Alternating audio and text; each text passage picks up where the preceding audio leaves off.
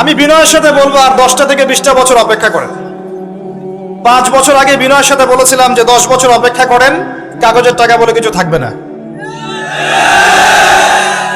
আস্তে আস্তে সোসাইটি ওইদিকে যাবে এবং এগুলো কোনোটাই অ্যাক্সিডেন্টলি অটোমেটিকলি হচ্ছে না, এর পিছনে একটা মাস্টার মাইন্ড কাজ করছে।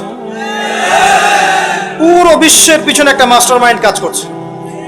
একটা সভ্যতা চাচ্ছে সারা বিশ্বের মানুষ ও দাস হয়ে থাক এবং তাদের এক একটা এজেন্ডা আস্তে আস্তে বাস্তবায়িত হচ্ছে। এবং মাশাআল্লাহ আমরাও হালুয়া রুটি এবং সেমাই খাচ্ছি।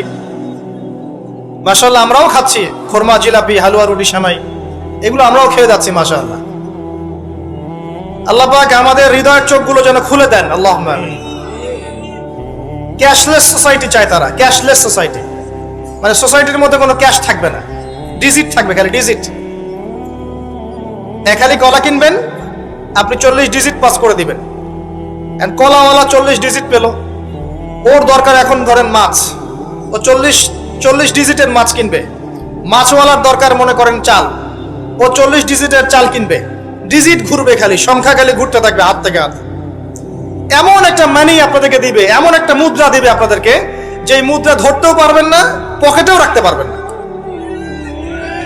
এখন তো ধরতে পারেন, পকেটে রাখতে পারেন, একটা সময় আসবে মুদ্রা ধরতেও পারবেন না, পকেটেও রাখতে পারবেন না। এবং এগুলোর মান তারা নিয়ন্ত্রণ করবে।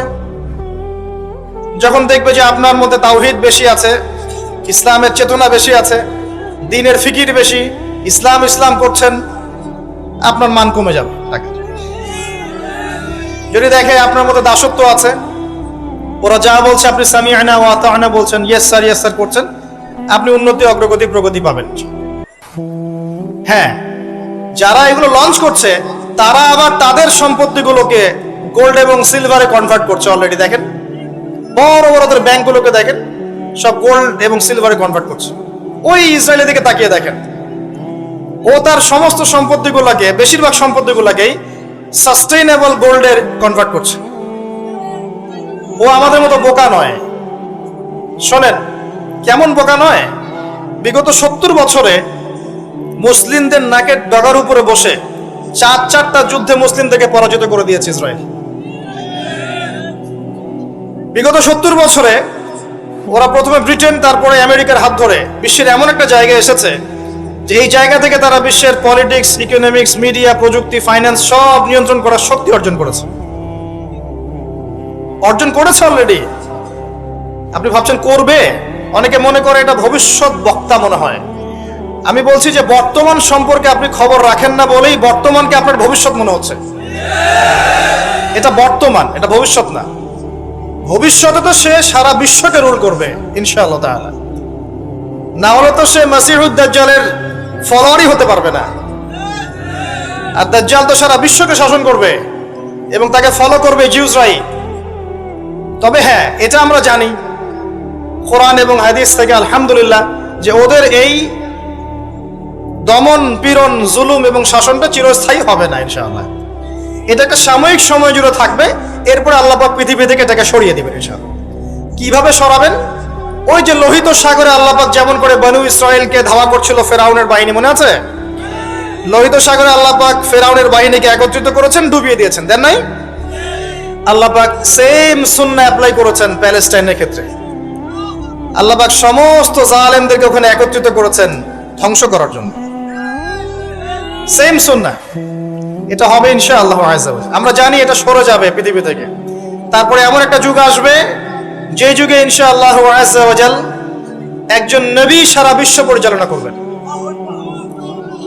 একজন নবী, তার নামে ঈসা ইবনে মারইয়াম, এবং তার অনেক আগেই আমাদের ইমাম আল মাহদি তিনি ইন্তেকাল করবেন। মনে রাখবেন, শেষ জামানার সবচেয়ে ভাইটাল চরিত্র ইমাম মাহদি নয়। শেষ জামানার সবচেয়ে ভাইটাল চরিত্র হচ্ছে ঈসা ইবনে মারইয়াম। ঈসা ইবনে মারইয়াম সবচেয়ে ভাইটাল চরিত্র, কারণ তিনি জেরুজালেম থেকে সারা ওয়ার্ল্ডে ইসলামী খেলাফা কায়েম করেন এবং 40 বছর, এই 40 সংখ্যা এক্স্যাক্টলি 40 না আরো বেশি আল্লাহ ভালো জানেন, পৃথিবী জুড়ে ইসলামের অনুশাসন বজায় থাকবে ইনশাআল্লাহ। একটা কাঁচা বাড়ি, একটা পাকা বাড়ি আপনি পাবেন না যেখানে আল্লাহর কালিমা প্রবেশ করবে না। জুলুম বলে কিছু থাকবে না ইনশাআল্লাহ। যা দেখছেন আপনি এখন ওয়ার্ল্ড ওয়াইড যে দাপট, দেখে মনে হচ্ছে বিশ্ব এদের কোনো অস্তিত্বই বিশ্বে থাকবে না।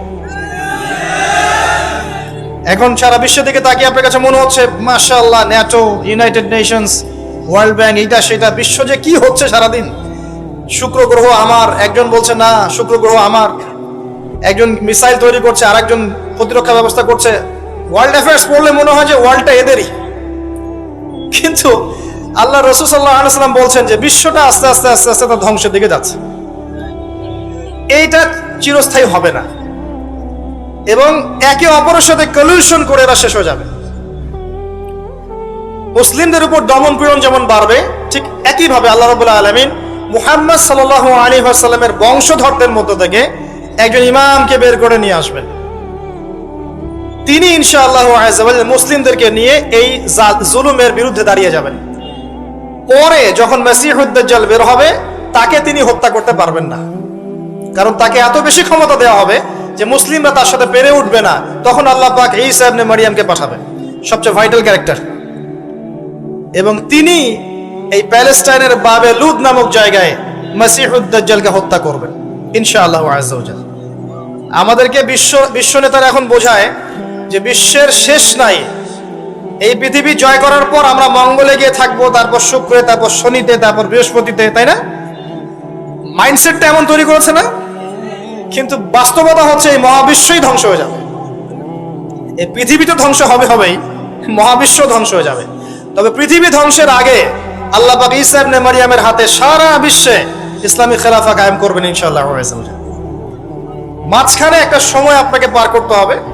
কত বছর? ননসেন্স প্রশ্ন, যে ভাই কত বছর, 100, 200, 500, আল্লাহ ভালো জানেন, আমরা জানি না, এবং জানার কথাও না।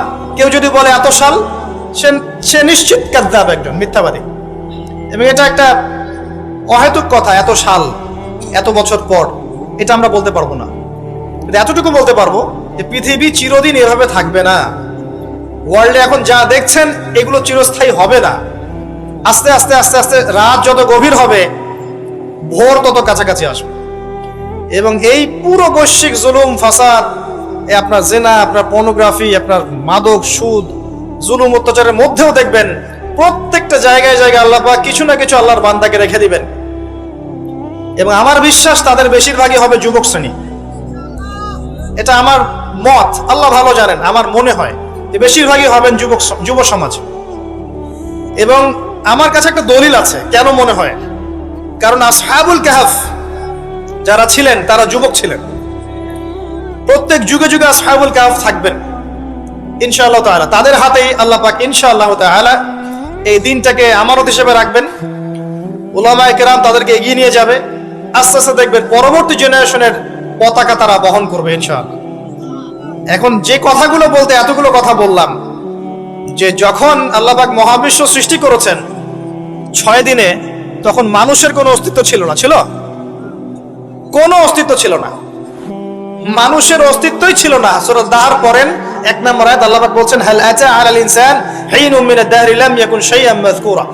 মানুষের উপর একটা সময় চলে গেছে যখন মানুষ কোনো আলোচ্য বিষয় ছিল না। এখন সারা ওয়ার্ল্ডের দিকে তাকালে মনে হয় যে মানুষই সবকিছু, তাই না? অথচ মানুষের বাইরে যে একটা জাতি আছে, জিন জাতি, এটাকে বিশ্বাসই করে না মানুষ। মানুষের আশপাশে ঘুরছে ফেরেশতারা, মানুষ বিশ্বাসই করে না। আল্লাহ পাক আছেন আরশে আজিমে, তার উপরে, মানুষ বিশ্বাসই করে না যে আল্লাহ বলে কেউ আছে। মানুষ মনে করে বিগ ব্যাং থেকে সব সৃষ্টি হয়েছে। হ্যাঁ, অনেক মানুষ মনে করে যে আল্লাহ বলতে কেউ নাই, সবকিছু বিগ ব্যাং থেকে সৃষ্টি হয়েছে। অথচ আল্লাহ পাক কোরআনে বলেছেন আওয়ালাম ইয়ারাল্লাযীনা কাফারু, সূরা আম্বিয়া 30 নম্বর আয়াত, আন্নাস সামাওয়াতি ওয়াল আরদা কানাতা রাতকান ফাফাতাকনাহুমা। কাফেররা কি লক্ষ্য করে দেখে না এই মহাবিশ্ব এবং পৃথিবী একটা বিন্দুর মধ্যে ছিল, আমি এটাকে পৃথক করে দিয়েছি, পার্থক্য করে দিয়েছি। ওয়াজআলনা মিনাল মাই কুল্লা শাইইন হাই, প্রত্যেক জীবন্ত প্রাণীকে সৃষ্টি করেছি পানি দ্বারা। আফালা ইউমিনুন, এরপরেও কি তারা বিশ্বাস করবে না? যারা সায়েন্সের ছাত্র, নিউক্লিয়াস সম্পর্কে পড়ে দেখেন, সাইটোপ্লাজম সম্পর্কে পড়ে দেখেন, ওখানে কতটুকু পানি আছে, কত অংশ পানি আছে। আল কোরআন বৈজ্ঞানিক, সম্পূর্ণ বৈজ্ঞানিক। কিন্তু বিজ্ঞান কোরআনিক হতেই হবে জরুরি না। বিজ্ঞানের কোনটা সত্য কোনটা মিথ্যা এটা কোরআন দিয়ে মানদণ্ড হিসেবে যাচাই করা যাবে।